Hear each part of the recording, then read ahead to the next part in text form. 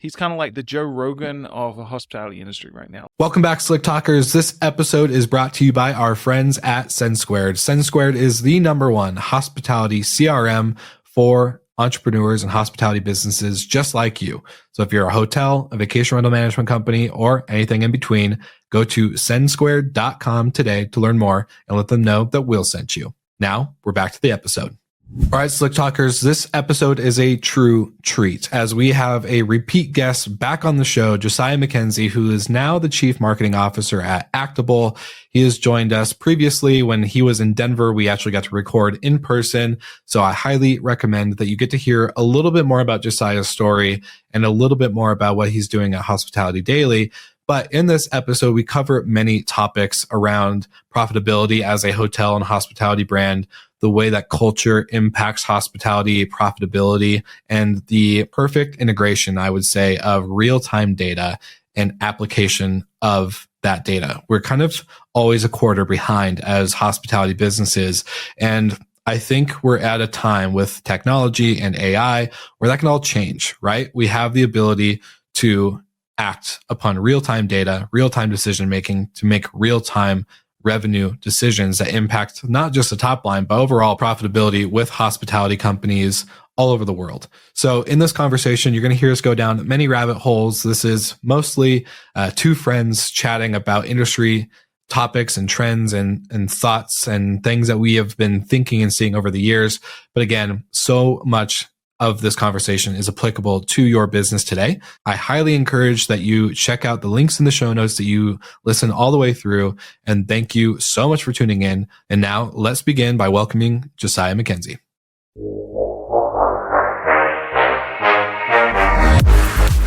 You're listening to Slick Talk, the hospitality podcast, a podcast for those who are in and around the hospitality industry who love, live, and breathe what they do. You can join us for candid and unscripted conversations with hospitality experts and founders as we go deeper into their personal stories while they're sharing their triumphs and trials that got them to where they are today. I'm your host, Will Slickers, and you're listening to an episode of Slick Talk, the hospitality podcast. Now, let's begin.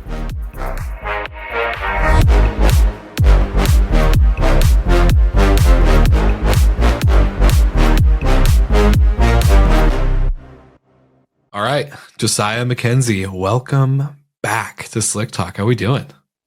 Doing great today, Will. It's always great to see you. Thanks for having me back on the show.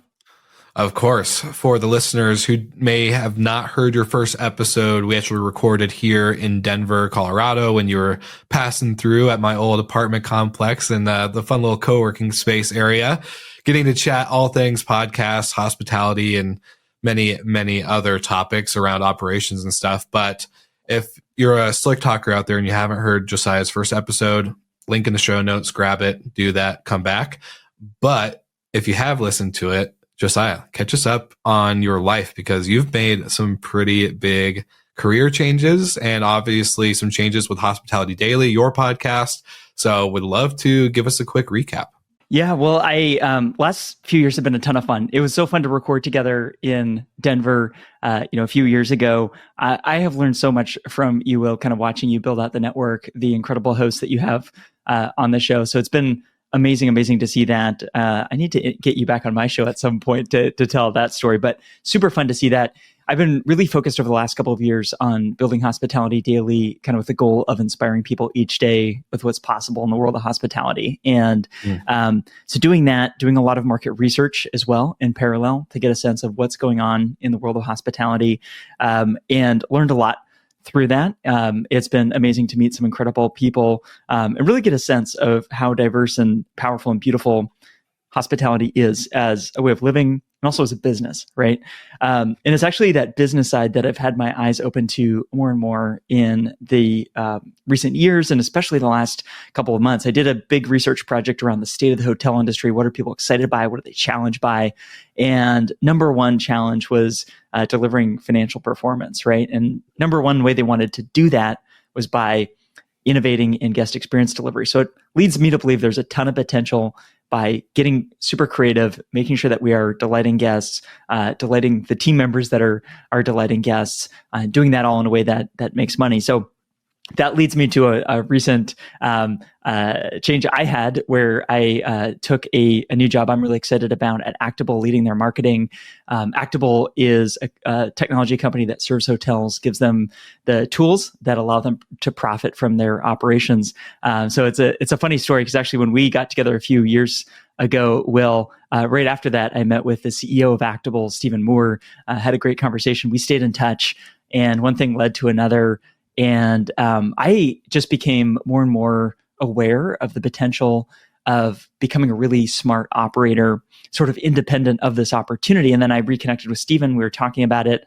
And I saw an opportunity to get closer to the operations of hotel businesses, which got me really excited. So I'm hoping today we can kind of talk a little bit about, what opportunity there might be for people listening to us. I think we're in a very dynamic environment right now, and there's a lot of opportunities that are super exciting. So that's what I've been up to, and super excited to chat with you again today. Of course. I love it. I love the approach because I think the operations piece, it's a statement I made on our other podcast that I think a lot of the venture capital that we saw over the last couple of years go into technology, into the software side of things, whether it's hardware or software. I think it's shifting. We're shifting more into the ops, where it's efficiencies, delivering guest experience, thinking outside of our ADRs and our normal metrics as hotels and even lodging partners or lodging entrepreneurs. And so going into it, I want to hear kind of your thoughts on operations and profitability and scale as we're in a current landscape. And one of the questions I kind of queued up for you was based on one of my solo episodes where I kind of shared with the Slick Talkers, like, hey, this is how I lived the last decade. This is how I want to live the next. And the question I want to ask you on today's current like hotel and hospitality landscape, what does the next decade look like? How should hoteliers and hospitality entrepreneurs be thinking about the next decade as they're inundated with tons of technology, tons of brands taking over and becoming more OTA-like, and the credit card race and the loyalty race and this and that and AI, right? Like there's a million moving pieces inside of a property or a hospitality lodging brand. And so kind of break it down. Like, what do you think? What do you see? And how does this affect or impact operations for the true operators out there? Yeah, well, I want to pick up on something that you mentioned, Will, around kind of maybe moving beyond just ADR being kind of a measure of success, whether it's that or RevPAR. I used to work at a revenue management technology company and worked with thousands of amazing hotels around the globe, and saw the opportunity there. There is still a ton of opportunity to drive that top line revenue. What's been interesting to observe, though, over the last 5 or 10 years is many more people working in hospitality have even their bonuses more aligned with profitability, which makes sense, right? That's how a business is evaluated. That's the success of a business, is not just how much money you brought in the door, but how much money you made as a result of that business operating, right? And so if I kind of think about the potential there, what's been interesting is I think after that revenue management company, I moved to a company that focused on investment management and got my eyes open to the world of investors. And I saw some very savvy hospitality investors really focus on operations, which was interesting to me. Yeah. Whether it was operating their own hotels or just having a very sophisticated process around how they worked with managers for their properties. But what they saw, and I think what's important for all of our listeners to remember, is that if you want to do well in hospitality, you have to play that game right, in the sense of, yes, you want to provide an extraordinary guest experience, but profits is really the oxygen that makes everything possible. It allows you to attract and retain and pay good money to the people working on your team. So important. We talk about people in hospitality, but I love a world where we can pay people really, really well. And you have to have money to do that, right? And you have to have profits to do that.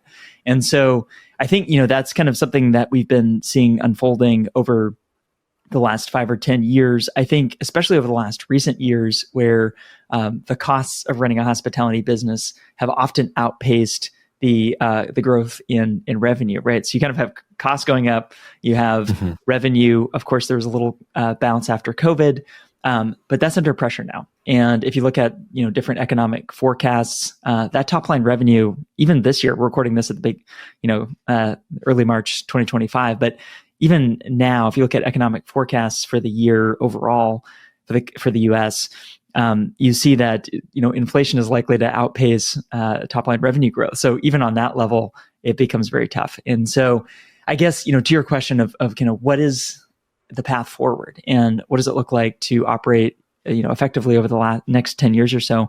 I think there's an opportunity to move towards more real-time operations. And if you think about a lot of performance benchmarking in hospitality, it's a lot of historical stuff, right? I think there's data providers out there that will aggregate your performance data with others in the market. You can see how you stacked up, and that is important. But I think the real advantage is going to come from people being closer to all of that unfolding, right? And almost operating with a sort of real-time mentality where you understand all the different components of your business in close to real time. I think there's a lot of conversation about AI right now. AI depends on data to run effectively, right? And data requires digitization of your operations, right? And so if everything is on, a paper and pencil, which you'd be surprised to see how much of that still exists, or even in spreadsheets and things like that, where the data isn't connected in real time to systems where you can analyze what's happening, you can't make decisions in a timely manner that allows you to perform really well and stay ahead of your competitors, right? So I think this is the advantage today. This is the opportunity today, and it will be for the next 10 years. I think it's important to look at not just the headlines, but the trend lines. And the trend lines are moving towards things operating faster and including your competitors, right? So you need to set yourself up for success in that world. All right. If you're listening to this episode, you're probably wondering, hey, hotels, maybe not my thing. I'm a vacation rental management company, or you are a hotel company and you just are struggling with trash. Well, guess what? The number one solution for you, my friends, is Fido. If you go to getfido.com, let them know that Will from Slick Talk or GMH or Hospitality FM, Will Slickers, just tell them that Will Slicker sent you, and they will become your number one trash solution for any type of property, especially with many other services that they offer. So if you're struggling with getting your property or rooms inspected, go to getfido.com. If you're struggling with getting your trash out on trash day, go to getfido.com. If you're struggling in general with these operational headaches and nightmares, then you need to go to getfido.com. Thank you so much to our partners at Fido. And now we are back to the episode. Wow, so much to unpack. In real-time data, I think is a very, very interesting point where I didn't see you going. I didn't see that dot connecting until at the end. I was like, oh, he really brought it home. The weave, man. It's the weave. the weave is incredible. And so I'm curious because one of the things I'm hearing from a lot of at least short-term rental, vacation rental operators, not as much as the independent hotels or boutiques or even big brands, is I think you're 100% right. The real-time data piece is so important because I feel like we're all a quarter behind at least, right? Like we're all kind of like going off of last quarter in the end of Q1, right? Like I'm getting Q4 reports from people from last year at the end of Q1 this year. So it's like, okay, we're significantly behind in real time data. I'm curious just because I'm not the most technical founder. I'm very much like a founder in the service based side of things. I don't build tech. I don't fully understand the way technology works in terms of building it and kind of creating a really sophisticated product. But I would love to know just from where you're seeing the hotel tech side of things. I feel like there's a kind of a walled garden almost from that data when it comes to whether it's property management software or whatever to get that data into real time into a data lake that you can actually make real time decisions. And so how do you think the technology side is going to have to shift and coordinate with the need of operators needing this real time data? Because I feel like getting that data is a lot harder than it needs to be right now with the amount of capital that's flown into the industry. So yeah, it's kind of curious where you see that. 100%. I think you're right on in the sense that this does come down to data and how it flows between systems. It's very typical to have one system being a tool that you operate out of, right? Whether it's interacting with guests or you're running a marketing campaign, and then having another system where you'll analyze performance, maybe aggregating data across these different tools to understand as a business, how are we doing? Frankly, that's always been the opportunity in hospitality tech. It's not a new opportunity. I think the newer opportunities are around how's it working? And I think sometimes it gets overcomplicated. I think I have found, both, I'm working at a hotel tech company now, but before then, and when I was advising others around how do you shop for technology, it starts with a lot of conversations. You got to talk to others that are using that, get their sense of how did it work. Also look at technology companies as partners in helping you kind of figure this out. But at the end of the day, you need to understand, what are the steps that it's going to take to ingest this data from your systems and do whatever it is that you're trying to do. And I think starting with that objective of what are we trying to do here and why is going to be very helpful. I think sometimes what's missed by people is understanding what goes into change management. And when you're rolling out anything, and I know a lot of our listeners will understand this, but it's helpful to remind ourselves of when rolling out anything, there is it's really important to have a strong why. And here's kind of the business imperative behind us doing this. And that's going to be very important because you have to sell this internally, right? You have to, even if you are the CEO and you have a lot of decision-making power, you're probably going to have to sell the board on an investment or a big initiative, right? So understand that why, clarify, that helps you shop for solutions that help you address the challenge or the thing that you're hoping to achieve. And then getting a sense of, what are going to be the steps required there. I think, more specifically, if you're starting from a bit blank slate, you're trying to figure out, where do I begin? It's really important to kind of think about what are the points of highest leverage, right? And so, back to our conversation about operations, for many hotels, labor, the people, the salaries, the pay for people working in a hotel are the biggest expense. That's what we see in a lot of cases. And so that might be an area to look to begin, right? How is that managed? Do you have the right people at the right time, or are you sort of overscheduled at times and you're, paying more than you need to be and underscheduled at other times, and that burns your staff out and it frustrates guests. So maybe that's an area to look into, but I would look at kind of the big, most important pain points to solve, and then, kind of build your strategy from there. All right. Whether you are a vacation rental management company or a hotel company, you can actually manage your properties with multiple listings, multiple unit counts under one technology software. Who would have thunk? Well, that technology software is our friends at Hostfully. So not only can you list a single family home, you can actually list a multi-unit apartment building or even hotel. So if you go to hostfully.com today and use the code HFM300, you'll get $300 off onboarding. If you're a growing property management company or hotelier, this software is a great operational software for you to understand your reservations, sync your calendars, connect to the channels, and of course, your other software partners like dynamic pricing, operational software, and many more.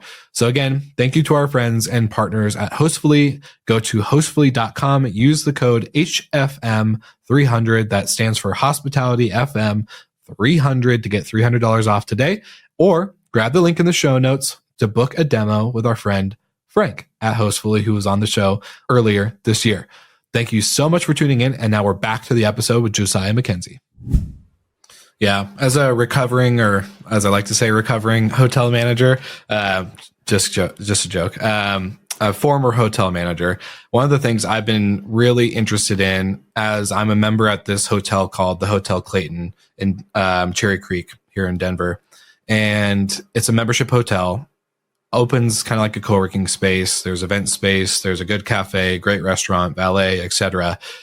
And I've noticed it took me a while to kind of like pick up on it because I would just show up and start working and not really like pay attention to my surroundings. But I noticed every time I was there Monday through Friday, it was the same team, never changed. Same thing on the weekends. When I showed up on a Saturday, Sunday, new team, same schedules, no change. And going to your point, right, the overlap of people versus the understaffing of people and the constant schedule changing, and I remember as a manager kind of always juggling that, right? Like I spent more time on the next week's schedule than I did on actually managing and taking care of my team in terms of guest experience. And it was just it felt chaotic all the time. And I know a lot of hotels still run this way, right? They go off of occupancy, ensure to, like you said, they ensure that, they're not overpaying during low periods and they're not overstaffed or understaffed on high periods. But I kind of like this model of the membership hotel because they're driving revenue in terms of a subscription membership every year based on whatever the tier is. But then also as an active member that goes, I'm spending money internally on food and beverage, on valet, on client dinners, whatever it might be. So there's additional spent of revenue. They're not having to focus on that ADR. Do you think there's other ways that brands can get more engaged with their revenue touch points throughout the property without having to create the chaotic schedule, to create a more consistent, because I asked some of the employees, I was like, hey, do you like Jeremy? I'll give a great example. Shout out to Jeremy, who makes my coffee every time I show up. He knows exactly what I like, how I like it, never has to ask me anything, just brings it to my table. He's a great dude. And so I asked him, I was like, Jeremy, like, tell me about your schedule. How do you like working here? He's like, dude, I work Monday through Friday, 7 to 3. I never have to worry about my schedule changing. I have my weekends off. I have my nights open. It's so great. They take great care of us. I have the same coworkers. I never have to like wonder who I'm working with this week or, whatever. And it just gives them some consistency. And I think it's great for the staff and also the members and potential guests. So kind of just, share with me on your thinking there, because that's hard to do, especially when you're a convention hotel or there's all these different sub brands, right? Like all these bigger umbrellas have multiple soft brands underneath, and they all kind of appeal to a different type of audience. So do you think that's something that can be fixed, or do we have to continue with the chaos of going off of occupancy? Yeah, I think it comes down to the strategy and what you're trying to create, right? And so I think this is why I love hospitality, is there's such a range of concepts, and even ones that are completely opposite are kind of beautiful in their own way, right? So it's what you're trying to create. If I think about some guiding principles overall, I'd be thinking about, kind of the people that you want to work at your hotel or your hospitality business, right? And what's going on in their worlds, right? So I think for the individual that you mentioned, sounds like that consistency was a positive thing. I've also talked to a lot of people recently that either back when they were working at hotels, one was an actor and needed a ton of flexibility and actually did not want the 7 to 3. And that would be like the worst thing for them. But in your example, they did. So I think understanding, what do people want? And so I think for leaders, getting a sense of what are people looking for? I mean, staffing challenges have persisted. They continue to be really tough. And so there is a need often to think about how do we attract more good people to work at our hotels or our hospitality businesses. Honestly, I think, the long-term trends are pointing to that being a continuing issue. So I think just hoping this problem goes away is likely not to. So, come back to like, what will it take to have talented people working here? If the strategy is, like you said, if you want to get away from fluctuation, I think there's a lot of people that do want stability. There are implications into kind of your revenue management strategy and things like that, because demand typically fluctuates quite a bit. And so like a convention hotel is a good example of that. If you have a huge convention coming into town, you likely need to staff up to accommodate that, because I think sometimes people don't understand the full implications of this, and you get it as a former manager. But if you have a ton of guests staying more than usual, you have the same amount of staff, those staff are going to be stretched really thin. It's going to be really hard for them. Also, it doesn't make life great for your guests, right? If it takes them a long time to get the help they need. And so I think there's just going to be this kind of constant balance. But I do want to sort of pick up on what you mentioned, though. I guess the other element of that, the Clayton's a great example. I've actually never been there, but it's on my bucket list. And next time you're here, we'll go. I would love that, because I think diversifying revenue streams is important. And I think it speaks to maybe an opportunity as well. We're talking about kind of creative operations, but if you think about hotels, actually could be much more than just a place to sleep. And I think if you think about how do we make more money, smart operations is one component of that. But it sounds like what Clayton and others are doing is also an interesting opportunity in the sense of you can create these new offerings where, it's maybe you have a budget of X amount of dollars to spend on your room night, or you live in the area like you do. And so you actually kind of want it more for the other amenities they offer. So I think by offering these different things, you're going to drive more revenue, which I think is important, because I mean, the day we're recording here, I'm just pulling it up. Cheapest rooms, $600 some a night. I think a couple of years ago, it was a fraction of that, right? And people will pay more, but to a point. And so, maybe there's some folks that are priced out of that as a place to stay, but they'll, purchase other services they offer. So I think that's an interesting thing to look at as well. For sure. And this whole conversation doesn't apply to a big brand like a Courtyard or, Hilton Garden Inn or something. Like it can, right? Like they can work within the franchise type situation. But, the last time that we had you on the show, on our first episode together, we talked about how hotels, or at least back in the time when I was a front desk agent and a manager, with you also being in kind of the operational side of the hotel industry, hotels have always kind of failed to look at the 5 blocks around them and always like, how do we use our DMOs to get international travelers? How do we use our blah, blah, blah to like Expedia or Booking, whatever OTA that to get more bookings and revenue and increase ADR and occupancy. And these were the issues we were always trying to fill. But like you said, the Clayton's a very interesting way of incorporating that local feeling, because now they have not only focused on the 5 blocks around them, they've focused on the city. So they have restaurants on the main floor that, are not their restaurants, but are partnered restaurants that are local and authentic and, again, drive more local experiences on top of the coffee and this and that, right? Like it just goes deeper into the roots of the destination. And I just found that a very interesting conversation when we first chatted, because I think there's more we can do. We just need to get outside of our own box, like of the hotel, and kind of open up that door and see where the opportunity lies. Because the revenue piece, I think, when you are only focused on ADRs and RevPARs and occupancy, it just leaves leaves you like with the back against the wall type situation when things are not going well, when it's not performing. And I think there's a lot of wasted space and kind of doing the weave here. But having my conversation with Richard Walter at Muse, talking about hospitality brands don't really have mind share, let alone wallet share, right? Like, yes, they get ADR or nightly rate revenue for the 8 hours someone's spending in the bed or in the room. But there's no real brand that acquires the mind share of a guest beyond that stay, right? Like, yeah, maybe thinking about my hotel or property management company that I'm staying with during the actual stay, right? Like things are going bad, things are going great, whatever. But outside of that, I don't have, mind share like Apple has mind share or Nike has mind share or, whatever our brands and products may be. And so getting beyond the property and creating a brand that is kind of carrying through my lifestyle. So I don't know, like retail and online retail. So like, I would love your thought on that, because I know you have so many deep conversations on Hospitality Daily around these type of topics with brands and not locals, but individual boutiques. So yeah, how do you kind of envision mind share, especially with operations and everything we're talking about? And trust me, for the listeners, I'm coming back to the data side of things where we left off, but powerful weave moment right here. I'm not going to forget that. I think that's going to be the title of this episode. I love it. This is where we have fun. But I think you're right. I think in recent years, we've seen fashion retail brands open up a hotel. If you think about it, a hotel or hospitality business is, I would say, probably the best way to express a brand at its essence, right? A brand at its essence is kind of like a way of living. It's a lifestyle. And hospitality, for all the reasons that you mentioned, can express that unlike anything else I'm aware of, right? And so we've seen some of this. I would love to see a lot more of this.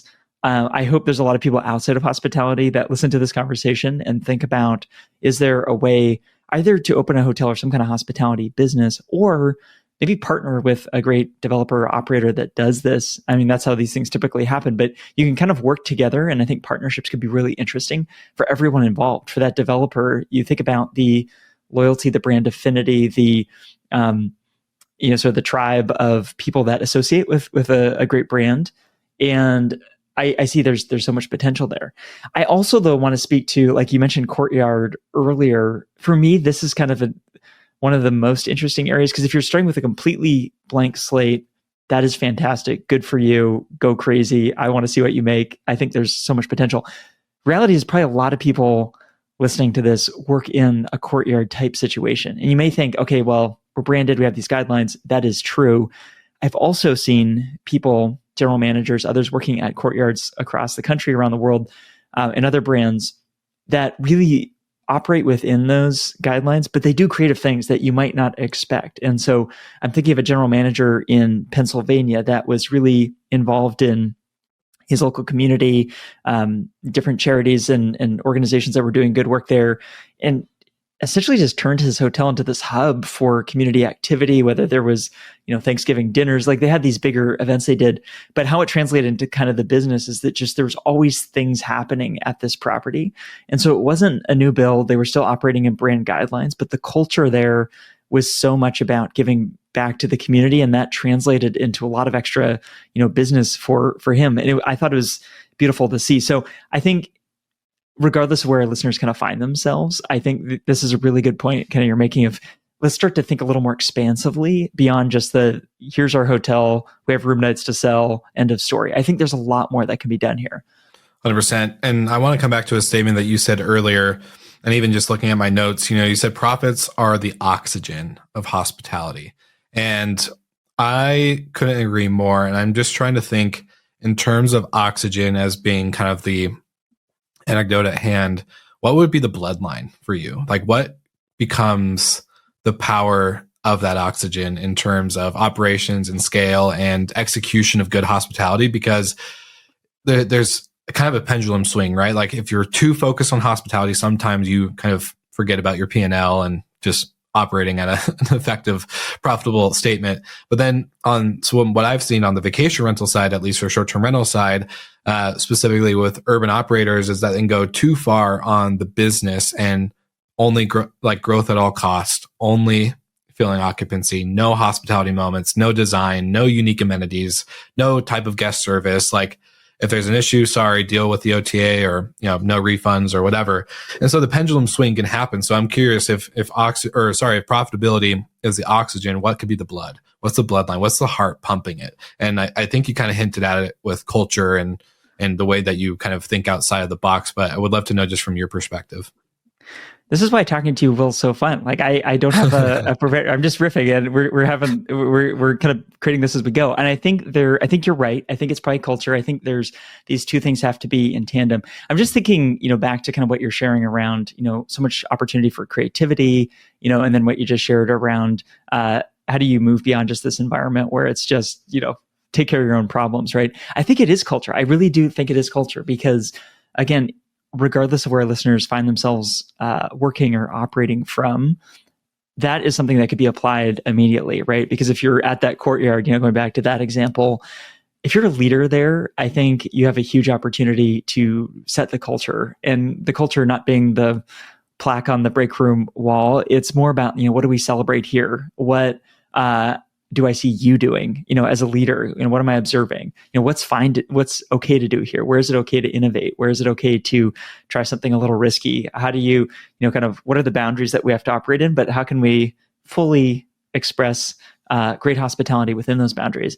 And so I like your kind of two-part analogy of like this notion of maybe profits are the oxygen, maybe the blood is more around culture, but I think these things go in tandem. And I think this is what I've been thinking a lot about in recent weeks is I think there's two things that are true. One is that we do need to raise awareness for the beauty and power of hospitality as a way of living, because I think that applies across every area of our lives and our work, right? There's so much power there. We need to remind ourselves of that daily. Every interaction we have inside, outside of work, with our families, with our friends, we need to live that way.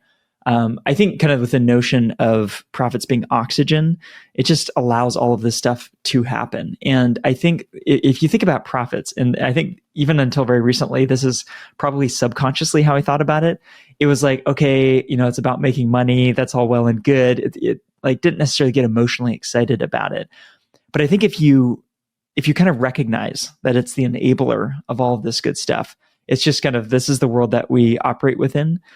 I think there's so many benefits. So I've been thinking a lot recently about, we have to encourage the people around us to get excited about the business of hospitality in addition to the hospitality as a way of living, because the business of hospitality is going to enable that.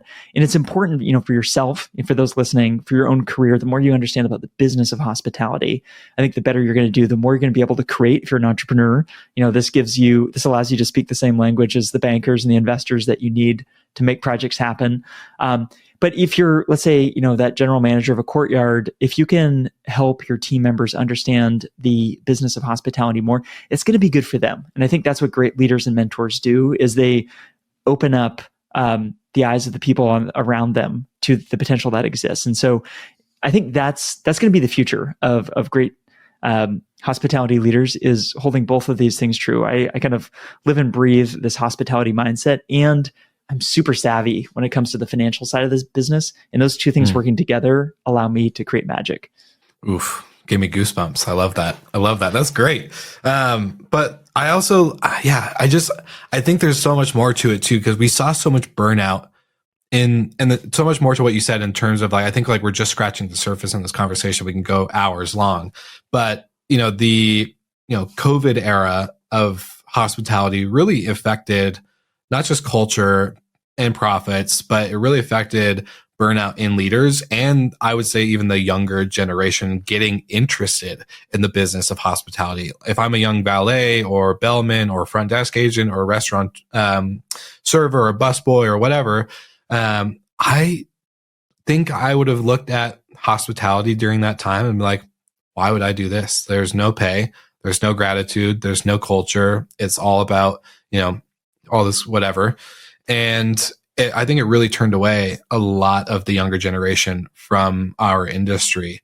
Do you think there is a revival potential route to go for getting the younger generations back into this, to get excited about the business, to create innovative solutions to a lot of the operational problems, marketing problems, brand problems, revenue management problems? Like there's so much that, our industry has been built over the last 100 years that hasn't really changed a lot, even with AI, even with the growth of OTAs, even with the big brands becoming bigger and bigger and more of a distribution channel than anything else. So I am curious, like, is there a way to attract that younger generation? I'm not saying that there's anything wrong with the current generation, but I think, as time goes on, right, there's passing of the old in with the new type of rotation and cycle. People got to retire, right? Go live their lives, have their best time with their family and, friends and all that good stuff. But I think the last couple of years really impacted the kind of, attractiveness of hospitality, and maybe we're getting it back, but I would love to know kind of where you see that. 100%. And what you just shared is the story that we need to be telling. You kind of ran through a bunch of different areas of hospitality businesses. That's the story that needs to be told. And I'll tell you why. Turnover has remained a challenge. If we look at the data, turnover remains a challenge. Staffing is, there's so many hotels with open roles they need to fill. So this has continued to be a challenge. If you look at long-term demographic trends, again, this problem is not going away, right? Because people are living longer, they're living more healthy lives. They're probably going to live decades in retirement, increases the demand for hospitality. And so you kind of have a growth industry. And then for some of the reasons that you pointed out, you have people not signing up, maybe to work at a hotel, and then a lot of turnover. And both of those stories have been talked about a lot, but it's important to understand that in 2025, this is still a challenge and is probably going to remain one. You have to be thinking about this stuff. One of the reasons I took this job at Actable is there's incredible data we have around what is happening right now. And so I was just looking at this the other day, and we saw as we closed out 2024, turnover was, remained elevated. What's interesting is in the last couple of months, there's been a big uptick in turnover and leadership. So assistant general managers of hotels, obviously causes operational instability. So this isn't just a frontline thing. This is actually kind of pervasive. How do we get around it? I've heard a lot of people over my career, and if you're going to be great at recruiting, you have to sell the role. If you're going to be great at selling, you need to understand what motivates people. That is a personal thing, right? So you need to understand kind of the role that you're hiring for, the people that you want to have in the organization. I think for some, understanding the diversity of careers that you can have, you just ran through an amazing list. A lot of people don't understand. You can apply your talents, whether you're working in, a financial capacity, data science capacity, revenue management, all these areas, they exist in hospitality. There's also, at the beginning of the conversation, we were talking about people that want a little bit more flexibility in their lives. Maybe it's an actor or somebody who, just wants not that normal schedule, and hospitality can offer that as well. And so I think it's really understanding kind of where people, what do they want? I've talked a lot with different people over the last few years about this. There's so many opportunities, even into like going into high schools and talking about hospitality being a career option. It's been crazy. Well, like talking to the amount of hospitality professionals that in high school had no idea that you could kind of work in a hotel. Somebody came into their high school, talked about it, or, so I see opportunities across the board. It's one of the biggest areas of growth and potential. And I guess the last point I'd put on this is understanding that it's a growth industry, both from the long-term trends, there's going to see that. Also that you can make a lot of money in this business. And I think that brings me back to the importance of getting savvy on the financial side of the business and the ability to make profits, because there are a lot of talented people out there that want to make good money, right? And that is completely fair. And I think for a long time, the pitch for hospitality has been more focused on, you care about people, so work in this business. That is great. And I think that's going to work for some people. It's frankly not going to work for a lot of others. And so you need to understand, you need to pay people well. There's been progress in that direction.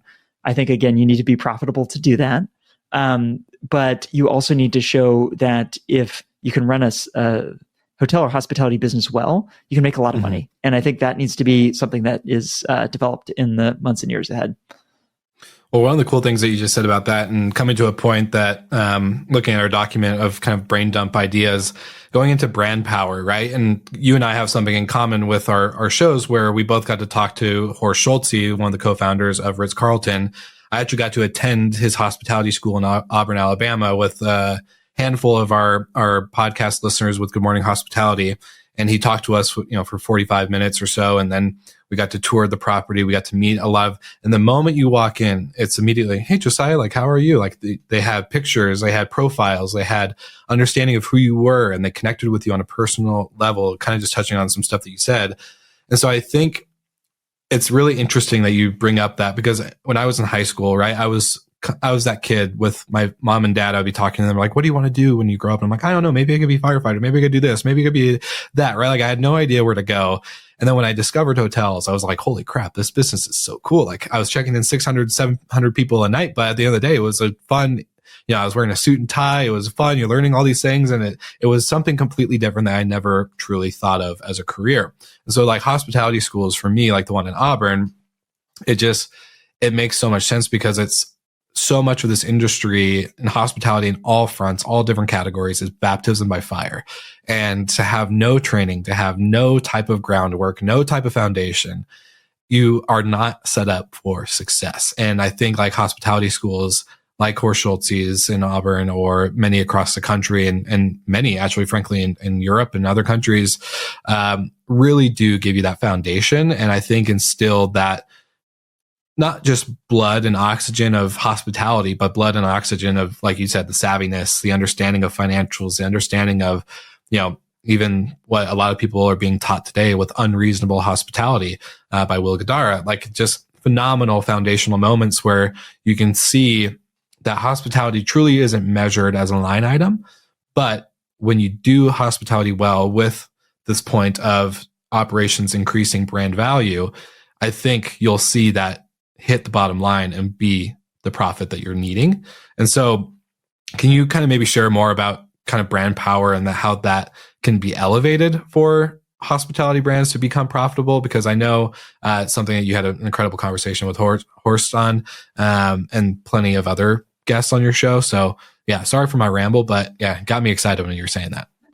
I think brands are so important and often overlooked, I think, by people who don't work in marketing. And it sometimes gets overcomplicated, right? A brand is simply, what you feel about a company or an organization. And I think sometimes people approach branding like, oh, we can come up with this great brand identity with a visual logo and things like that, and maybe a cool tagline.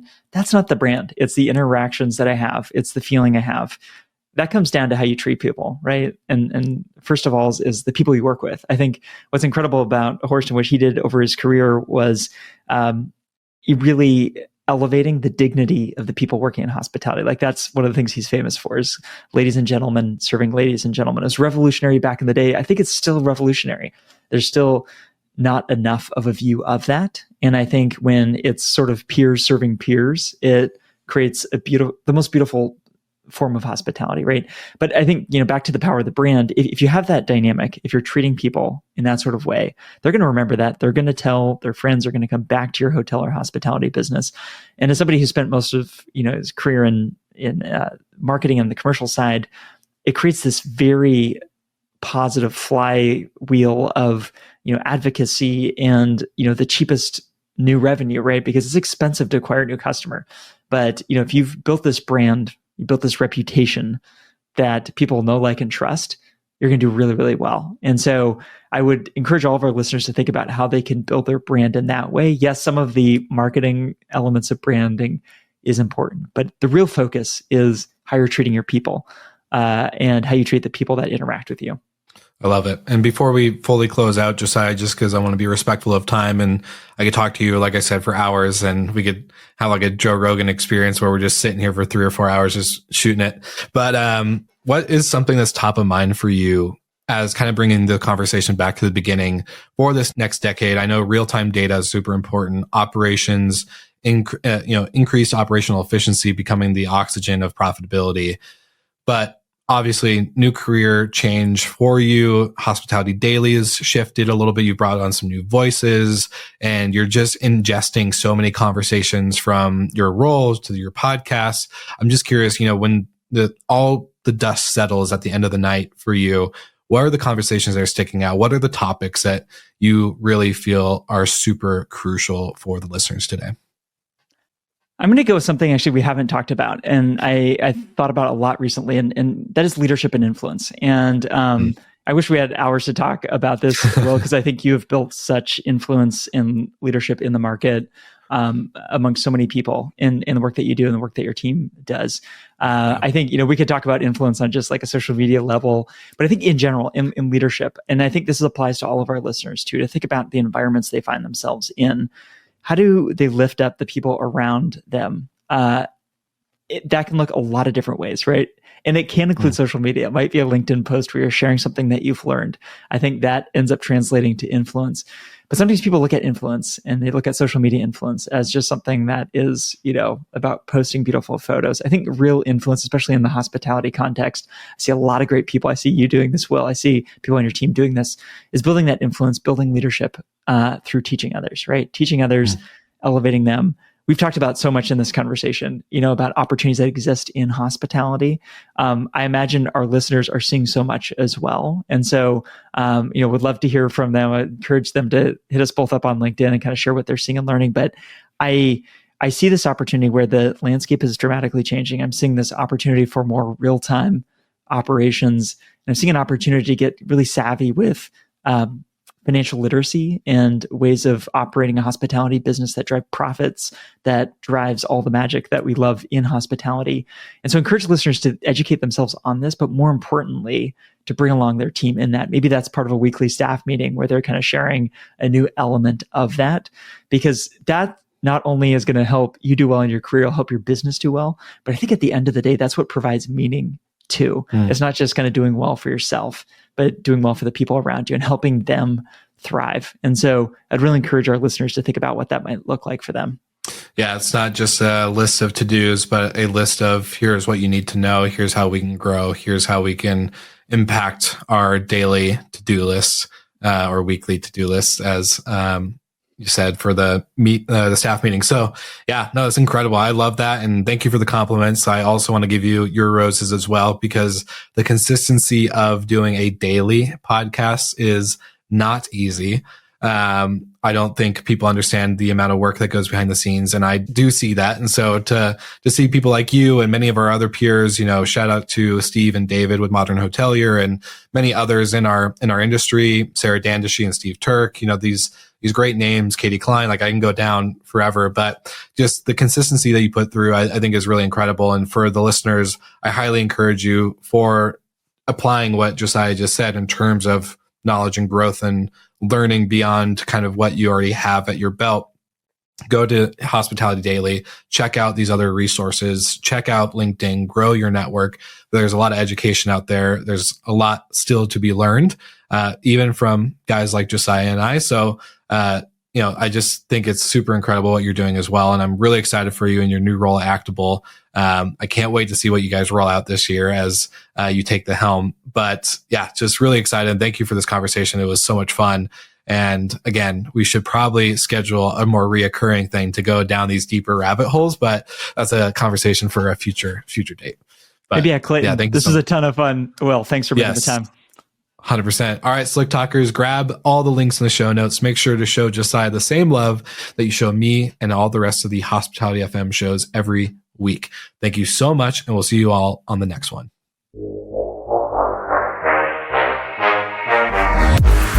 Thank you so much for listening, and thank you to our show partners for making Slick Talk, the hospitality podcast, possible.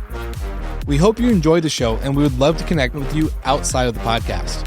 So you can follow us on all of our social media channels for daily hospitality content, or find us on slicktalkthepodcast.com.